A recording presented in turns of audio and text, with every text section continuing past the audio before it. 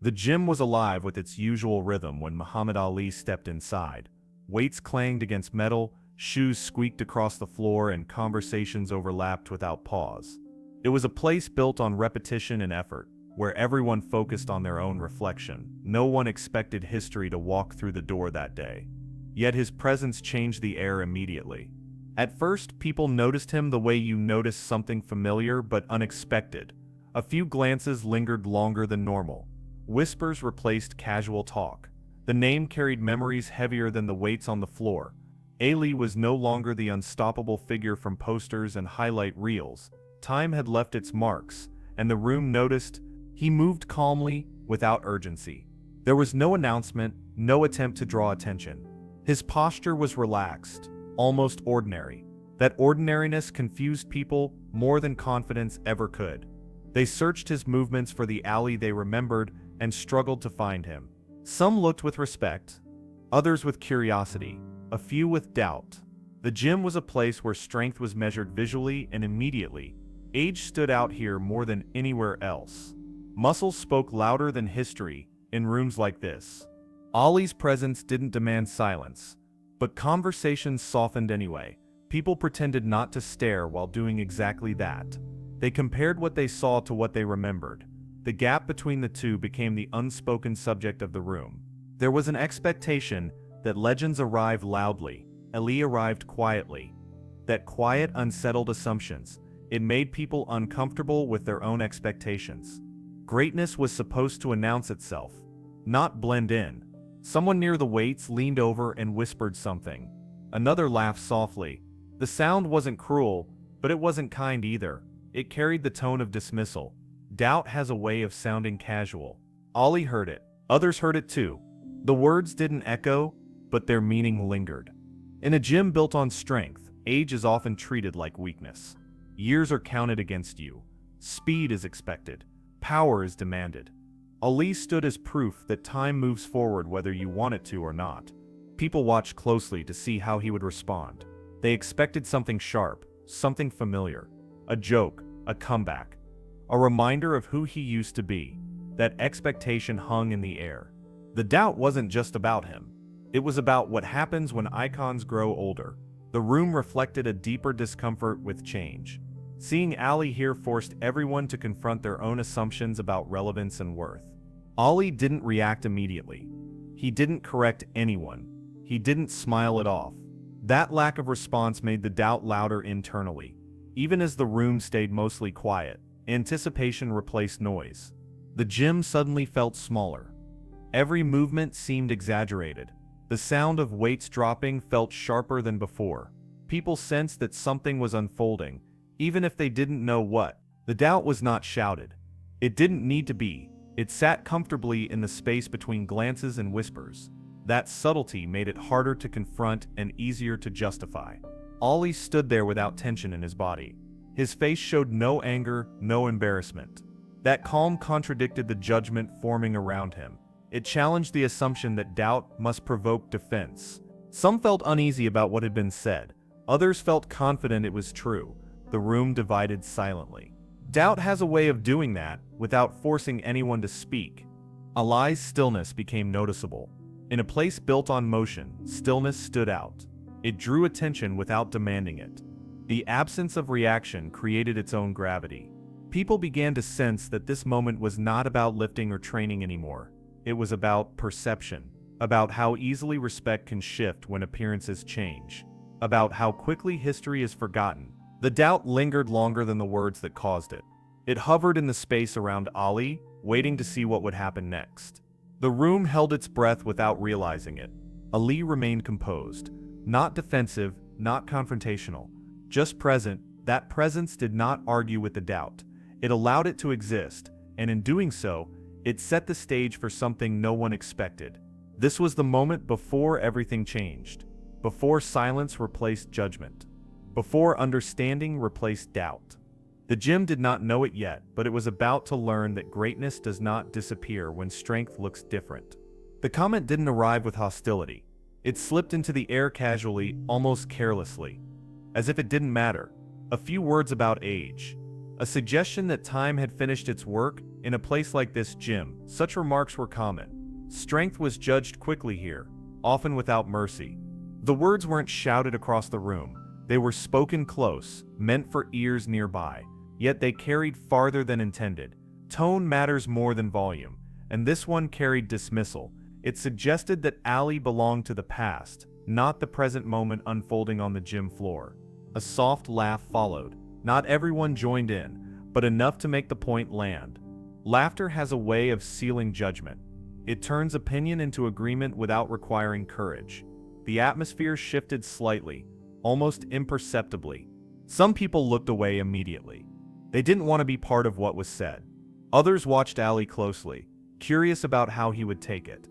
The gym paused in its own way, waiting for reaction.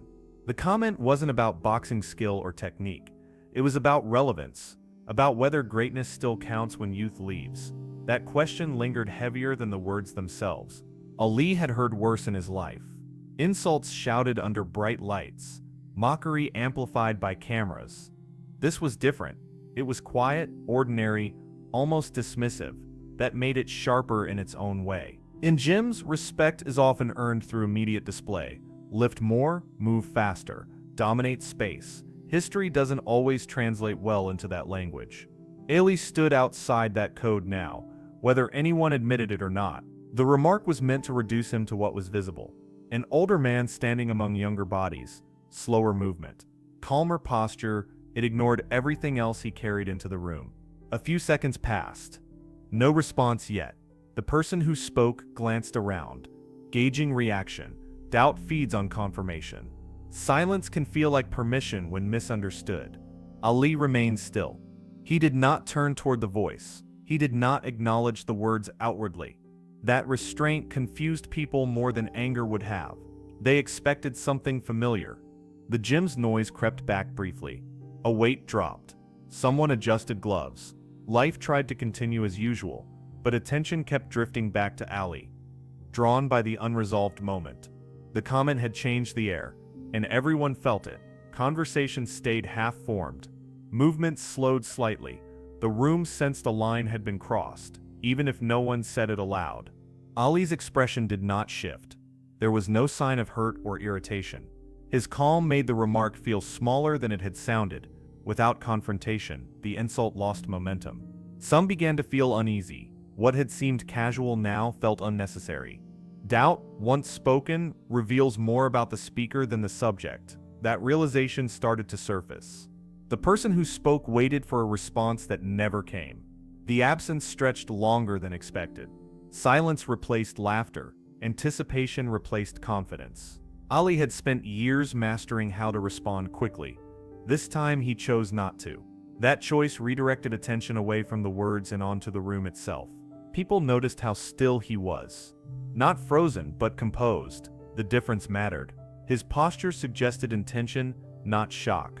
That subtlety began to shift perception. The remark no longer felt bold. Without reaction, it felt exposed. Words need resistance to feel powerful. Without it, they weaken. Ali's silence did not defend him. It didn't need to.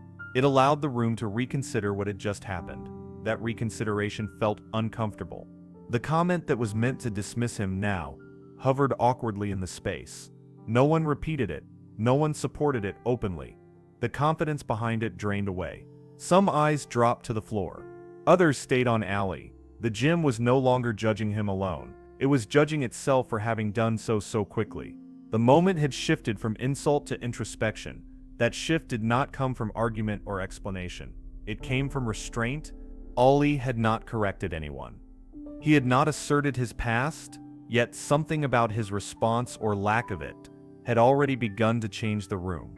This was the moment before silence fully took over, before 10 seconds stretched into something unforgettable.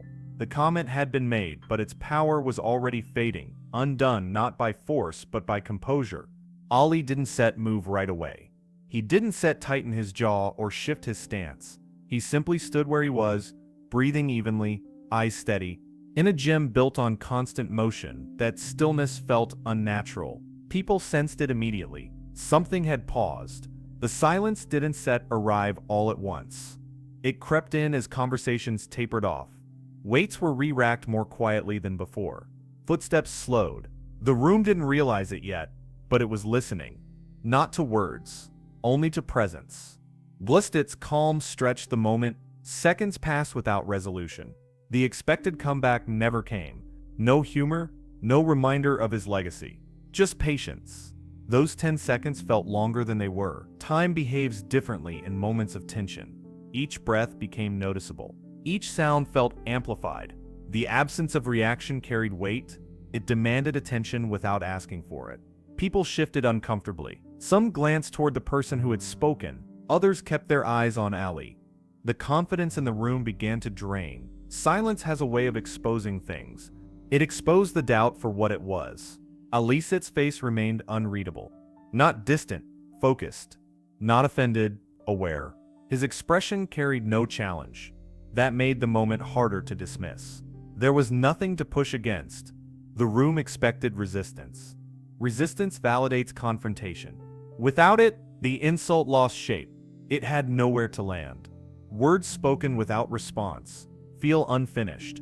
That unfinished feeling unsettled everyone. The gym sep's usual rhythm disappeared. No one resumed their routine fully. Movement felt inappropriate, somehow. As if noise would break something fragile. The space itself seemed to wait. Waiting alongside Ali. Some people felt a quiet embarrassment. Not for Ali, but for the assumption that had been made. Age had been mistaken for weakness. Stillness had been mistaken for inability. The silence corrected those errors gently. Without accusation, Ali Sep's stillness wasn't Sep passive. It was deliberate. There was intention in how he stood, in how he held the moment open. He wasn't Set avoiding the situation. He was allowing it to resolve itself. The 10 seconds became a mirror. People saw their own judgments reflected back at them. The room realized how quickly it had measured him, how casually it had dismissed history. That realization arrived quietly, but it arrived fully. No one spoke. Not because they were instructed to stop, because something told them not to. Silence had taken control of the room, and no one wanted to interrupt it. It felt earned. Alisit's presence began to outweigh the remark. The insult felt small now, shrinking with each passing second. Without amplification, it faded. What remained was composure, and composure commanded respect. The person who spoke earlier didn't repeat himself. There was nothing left to say. Laughter had vanished completely. Confidence had evaporated. Silence had changed sides. It no longer belonged to Ali alone. Some felt relief when the moment continued. Relief that there would be no confrontation, no escalation, no embarrassment made louder. Alisit's restraint protected everyone involved, including the one who doubted him. Those 10 seconds rewrote the atmosphere. The gym was no longer a place of judgment. It had become a place of awareness. People were no longer watching Ali. They were learning from him. Without instruction, Ali finally shifted his weight slightly, just enough to signal continuation. Life resumed, but differently. The moment did not end loudly. It dissolved quietly, leaving clarity behind. The silence had done its work. It had spoken without words. It had corrected without shaming. It had asserted without aggression. It had redefined strength in that room. All in 10 seconds. People returned to their routines slowly, but something lingered. A heaviness mixed with respect. The memory of that silence stayed. Longer than any comment ever could. Longer than noise. That was the moment no one forgot. Not because of what Ali did, but because of what he didn't say. 10 seconds of silence had shifted perception, and the room would never quite sound the same again. In the quiet that followed, something deeper settled over the gym. It wasn't fear or tension anymore. It was understanding. People began to realize that what they had witnessed was not hesitation, but control. Muhammad Ali had not defended himself because he didn't need to. His silence had already done the work. The lesson became clear without explanation. Strength was not always loud. Power did not always announce itself. In that room filled with physical effort and visible muscle, Ali had demonstrated a different kind of authority, one rooted in self-mastery rather than dominance. People started to reassess what they valued. The gym had always rewarded immediate output. Lift heavier, move faster, push harder. Ali's response challenged that system. It suggested that restraint could outweigh force, that calm could command more respect than aggression. No one applauded. No one commented, yet the impact was undeniable. The doubt that had entered the room earlier had nowhere to stand anymore. It dissolved not because it was argued against, but because it no longer made sense. Ali had allowed the moment to teach on its own. He didn't correct the assumption verbally. He didn't remind anyone of his past accomplishments. By refusing to perform, he reminded everyone that legacy doesn't need repetition to remain valid. The room slowly returned to motion, but with a different tone. Movements felt more measured. Conversations stayed quieter. People were more aware of one another. The energy had shifted from judgment to reflection. Some avoided eye contact with Ali, not out of disrespect, but out of humility. Others looked at him with renewed admiration, not for what he had done in the ring years ago, but for how he carried himself now. The lesson extended beyond Ali himself. It touched everyone present. It asked them to reconsider how quickly they measured others, how often they equated appearance with capability, how easily they underestimated quiet presence. Ali's composure showed that dignity does not demand validation. It exists independently. By remaining calm, he modeled how to respond when confronted with dismissal. Not by escalating, but by staying grounded. People realized that the moment would have lost its meaning if Ali had reacted loudly. A sharp response would have turned it into a contest. Silence turned it into reflection. That difference mattered. The gym, a place usually defined by competition, briefly became a classroom. No one enrolled. No one announced the lesson. It simply unfolded, and those present understood they had witnessed something rare. Ali's restraint also protected the person who had spoken. There was no public humiliation, no retaliation, the lesson corrected without wounding. That generosity deepened its impact. Strength, in that moment, was not about proving superiority. It was about preserving respect for oneself and for others. Ali chose the higher ground without pointing to it. That choice spoke clearly. The room felt calmer because the conflict had been resolved without confrontation. No sides were taken, no winners were declared, yet everyone knew something had been settled. People returned to lifting and training, but awareness lingered. The moment stayed with them, shaping how they interpreted strength afterward. It became a reference point, not a story to boast about. Ali's presence had reframed the idea of aging. Age was no longer weakness. It was context, experience, depth. The silence had carried decades of meaning into a few seconds. What stood out most was how effortless it looked. Ali did not strain to make a point. He simply allowed his character to speak. That ease suggested confidence deeper than performance. The lesson was subtle but lasting. It did not demand agreement. It invited reconsideration. Each person took from it what they were ready to understand. Ali had not entered the gym to teach anyone. He had come as himself, yet by being himself fully, he taught everyone something about restraint, dignity, and respect. The gym would return to normal soon enough. Noise would come back, weights would drop, conversations would rise, but that moment would remain different, untouched by volume. Because for a brief time, greatness had stood quietly in the room, and everyone had felt it.